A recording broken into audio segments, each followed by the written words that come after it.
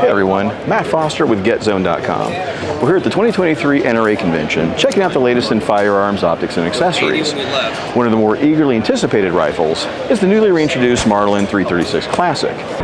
The 336 was introduced about 75 years ago and remained in continuous production, more or less, until Remington went bankrupt, and at that time it was lights out on Marlin and the 336. Fortunately, Ruger picked up Marlin firearms, and recently they just reintroduced the 336 Classic.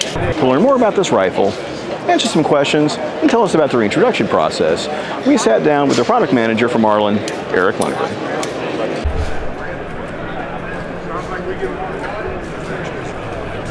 With Marlin, you say with Ruger? You know what?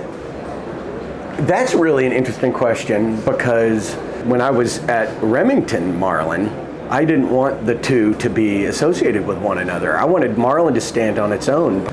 But here at Ruger, I think that Ruger and Marlin are such a great match, that they have the same customer base.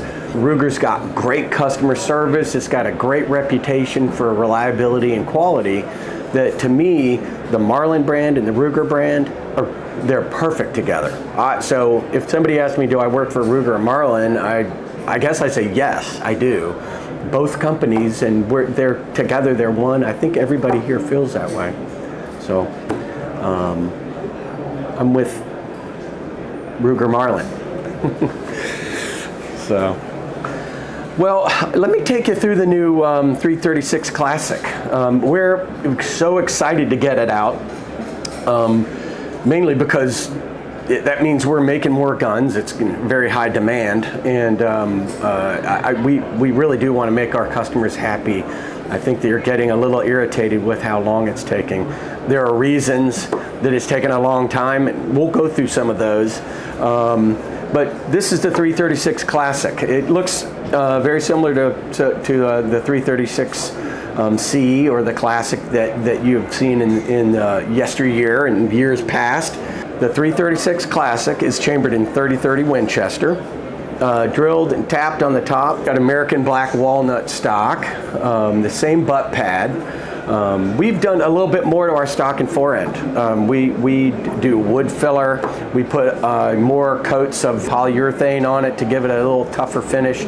So what you see, if you compare the new stock here to ones that were done just in the past 10 years or so, you're going to see a stock that is more, it's got a nice filler in there. There's no open grain, and it's got a nice, beautiful dark finish on it. But we've also improved the way we do the laser checkering, so you get a really nice high peaks on the checkering. On the forend, we've really thinned it out and tried to do a better job of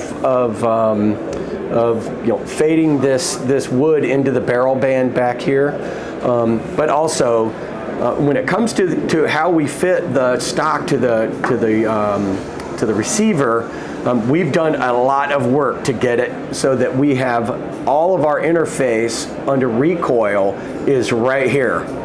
In just a few years ago, a lot of that was, the interface was back here, which is why we saw some cracking, and we had to replace a lot of stocks because it really belongs here, and that's why you see no gap here anymore. It was just redesigning the inletting has improved the look quite a bit, and is virtually eliminated cracking. We have improved the polish so that we do a lot of CNC polishing. We start off using a CNC machine to polish these guns. It does take some human handwork because you've got angles here that that a human has to do. It's a little bit more difficult, but then it goes through another process before the polishing that we blast it first. And what it does is it gives it a really nice uniform finish. Marlins have traditionally had some vertical lines in their polish. We didn't want to completely eliminate them because I know that a lot of folks like that. And there's some expectation with some of the old Marlin faithful that it's there. So you can see some faint lines, but they're uniform, and we have a nice uniform satin polished finish on it. It's I think we've done a great job with that finish. This is a 20-inch barrel. It's coal hammer forged. We did change the way we did the barrel forgings. It's a 6 groove,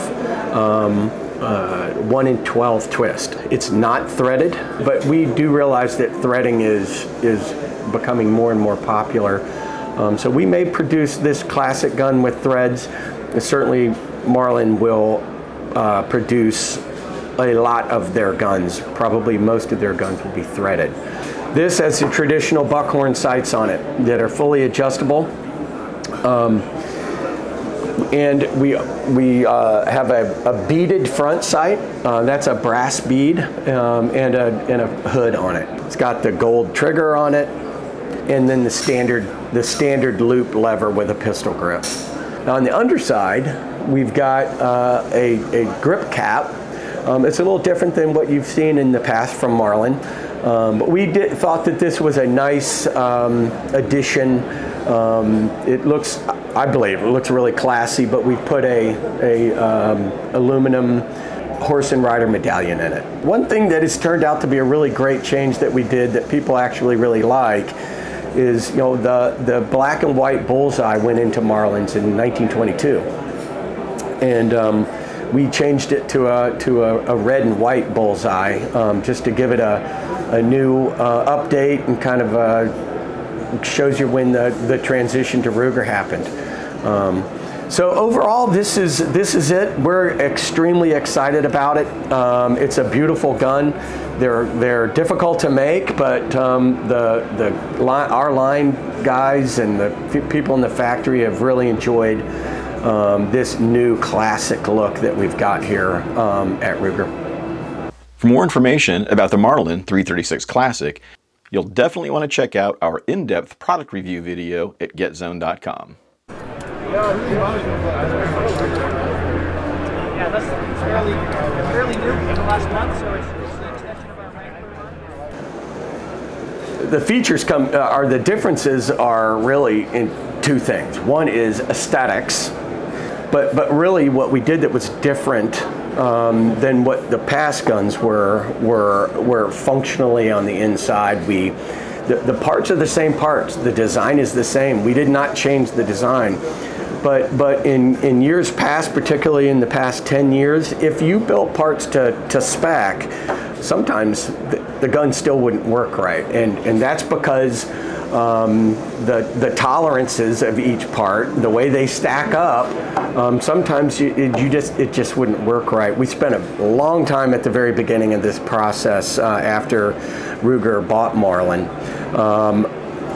really analyzing how our parts work together with each other, and looking at the tolerance stacks. That probably took 7-8 months to do, so that no matter what, if you built every single part to spec in their tolerance, the gun is going to work every time. The other thing that we do that's different is that virtually every part in this gun is tumbled. So we tumble almost every single part. The only thing we don't tumble is the sear, and we tumble the hammer, but then we cut the notches in the hammer that interact with the sear. We cut those by wire EDM, and we don't do anything after. Obviously, we don't want to tumble that part after those are cut.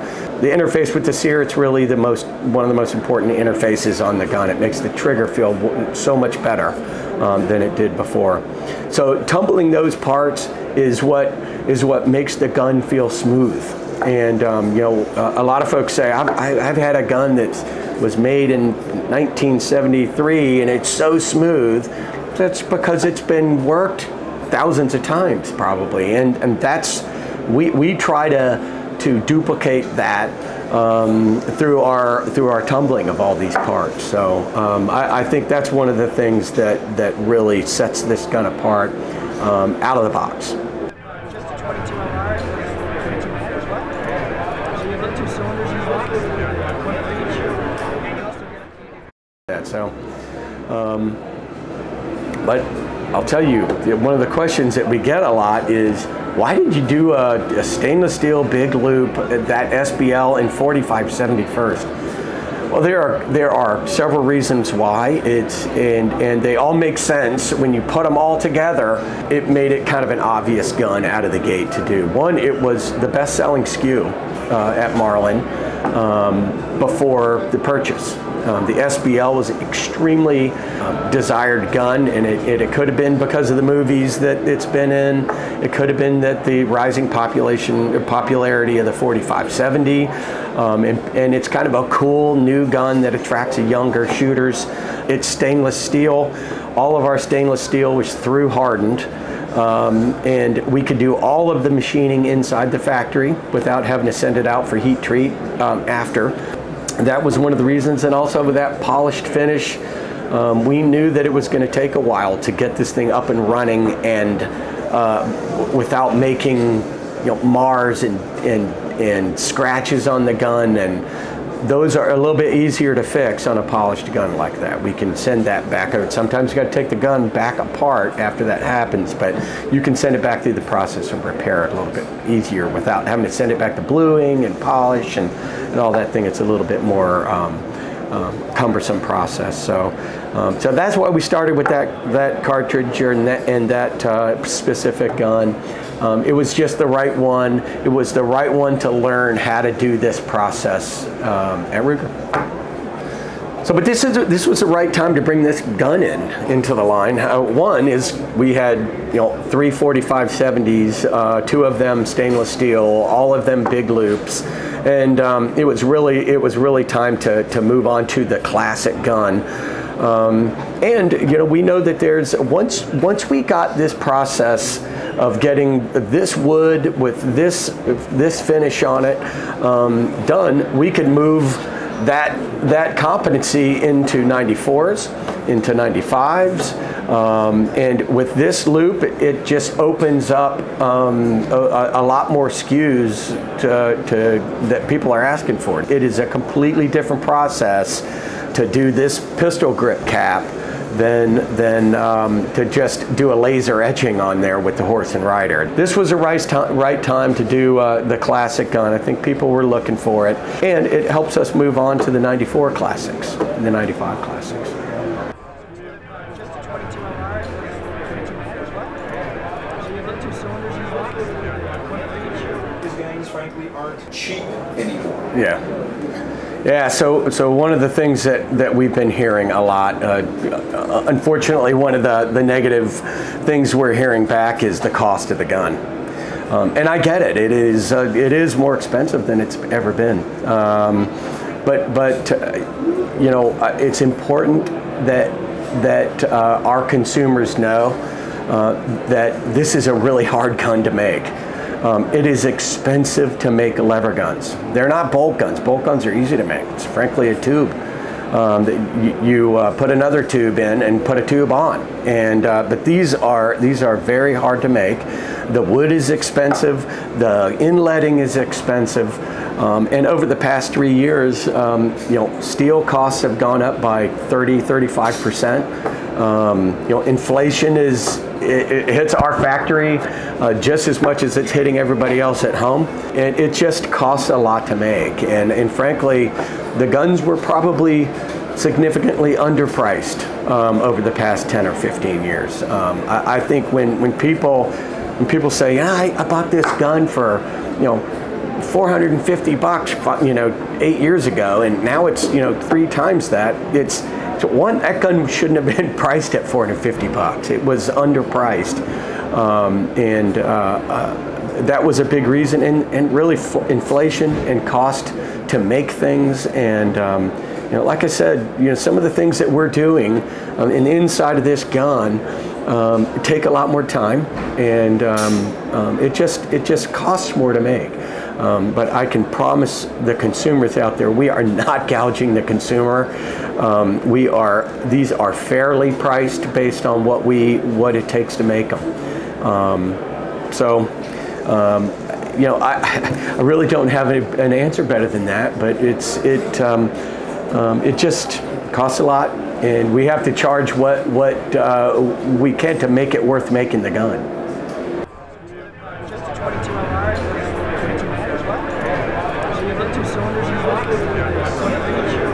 driving some of the cost? Yeah, so there is a lot of handwork here. First, every single part is gauged about 5 times. And when I say 5 times, I mean literally, it's probably more than 5 times. I think when you build this gun, there are, I think I went through the line and counted somewhere in the neighborhood of 120 to 130 gauges. So everything is gauged. A lot of care is taken to not scratch the guns up. So before we start assembling this gun, the whole thing is covered with a protective adhesive that needs to come off and go back on and come back off again, and then, you know, it's cleaned and oiled and all of these things. So yeah, I mean, a lot of handwork done to these guns to make sure that it goes out of the factory perfect. The thing about these guns is there are a million things that can go wrong from the time you start building it to the time an inspector looks at it. And it could be little dings, scratches, and, you know, things that are off on the butt pad, or it is almost endless. And so we're spending a lot of time, you know, caring for the gun as it goes through the process. And it goes through 2 inspectors, one before it goes into our proofing and our function testing, and one after. If you see something on a gun that got out of the factory, boy, it really escaped a pretty thorough inspection. So that's one of the things that makes it just expensive, and I wish it weren't, but it is.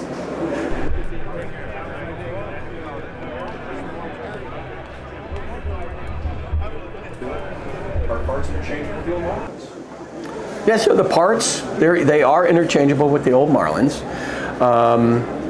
However, because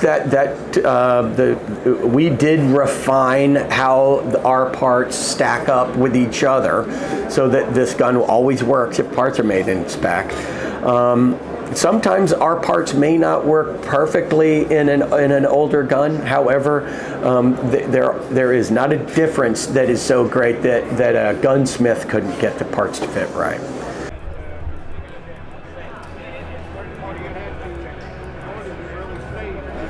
Well, I guess first question is, will they? And if so, when? Yeah. So we will make Ruger Marlin gun parts available to consumers. Not all of them, because some of them we deem to be factory fit parts, and some of the parts that have to do with the firing mechanism and that type of thing. Locking bolts, for example, where headspace is set. We would want to have a gun back in. We probably would not sell that part. The other parts, screws and simple things, even the trigger, not the sear, but the trigger, safety mechanisms, extractors, ejectors, you know, front and rear sights, barrel bands. Those things we will make available. Right now, we're still getting our act together when it comes to our supply chain and getting enough built just for the guns we're making right now. But I think those will be available when. I'm not sure that we can tell you exactly when, but they will be available maybe this year, but probably not. I don't know yet. So that's the best answer. Unfortunately, it's the best answer that I can give to people who are asking about spare parts.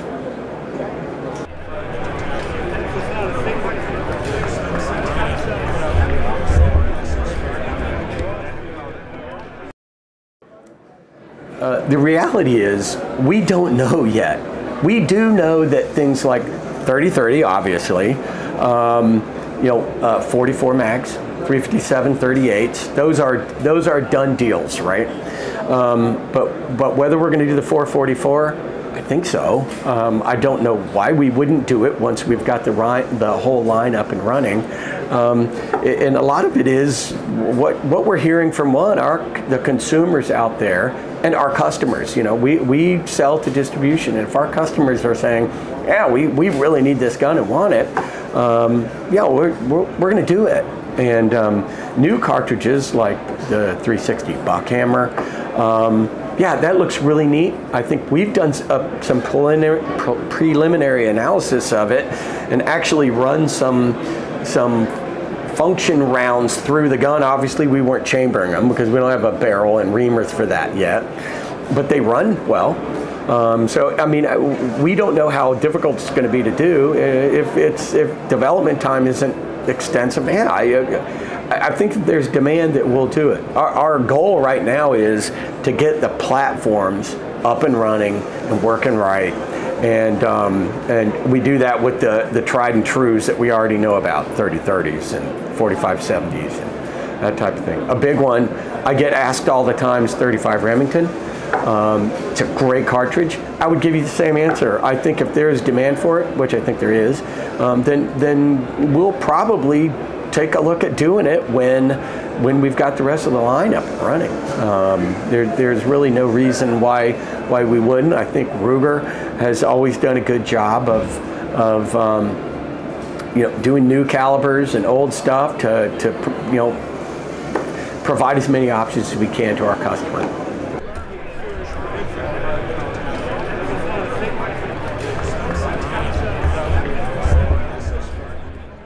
And one more thing. But also that goes for the 338 Marlin Express and the 308 Marlin Express. Those are awesome cartridges for these guns. I absolutely love them, and we've been getting questions for I know Marlin's been getting questions for years about them, and unfortunately when they stopped making them before, the cartridges was really just starting to get some real popularity when the plug got pulled on those. But they're fantastic cartridges. I hope we're going to bring them back. I think we will. If there's demand, we're gonna bring those two back because they're awesome. I've done a lot of hunting with Marlins, and you realize it's a relatively short range gun. And I've been in places where I'm like, boy, I really wish I had a 308 Marlin Express right now, but those are two great longer range cartridges that we'll definitely look at.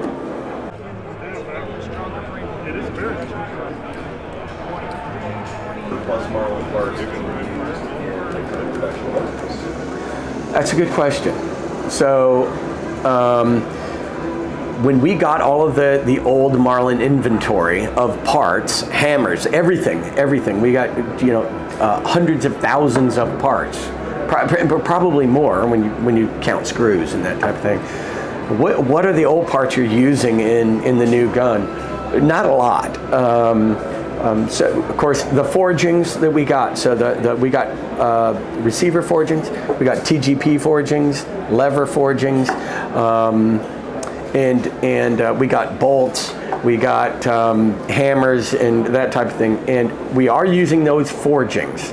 But hammers, we've made a couple changes to it that don't affect whether or not they work in old guns or the new ones, but just make our gun work better with each other. We've changed those out. We've changed our triggers. Our sears are different because they're being cut differently. We're not using those old parts. Of course, we're not using any of the barrels that we got that were finished. We are using blanks that we got. The sights, these are the same sights, finishing them differently. So they may have a slightly different look, but if any of the original raw parts, we are still using those. Same with our front sight ramp, that's the same. In the hoods, we're using some of the hoods. We're starting to make some of our own, but because the hoods that we got don't blue very well and they look a little splotchy, so we don't use a lot of those. Barrel bands are our own. We're not using old ones. And of course, the wood, none of the wood is original. We want to use everything we can that is of quality parts, and most of the parts we got were quality parts. They're not fitting into how we want to manufacture them and how the part specs out at the after they're finished. So and some of the bluing wasn't as good as we wanted on some of the old parts, so we've not been able to use those, but But yeah, where we can use them, we're using them for sure. We're never going to have an accident on a discharge unless the person holding this. The two questions that we get the most are about cost, and the other one's about availability. Even dealers coming up saying, I cannot find these guns. The reality is we're still in our ramp-up period. We are making more. Every month we make more guns, but the closer you get to full capacity, the harder it is to get to that full capacity, you know. It's like trying to lose weight. The first 10 pounds are easy. The last 3 pounds are really hard. That's kind of the same when it comes to ramping up to full production. And we have gotten very close to full production. That last 10% can be a little harder to achieve. But we're shipping. So I've been telling people we ship in every day. But right now we're shipping off of the 336 1895 line. Those two lines are shared.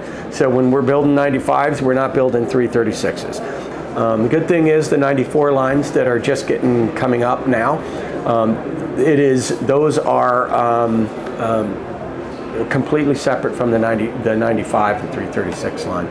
So it does take a while to get to full capacity, and everybody wants something different. And we appreciate everybody's patience. I know that they've been a little frustrated not being able to find guns, but they are making their way into the market. Just thank you for being patient. Look, the 336 is really, it's an iconic gun when it comes to firearms in the United States. Ruger was so happy to pick up Marlin and bring it in. Like I really believe that the customers are very much alike.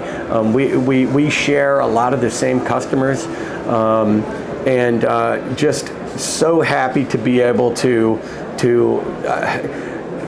bring this gun back to what it was back in the North Haven days. I hope this makes the old Marlin faithful proud. I hope it makes the old employees from North Haven proud. You know, the legacy of this gun started with them. We want to continue it and make it the best gun that it can possibly be.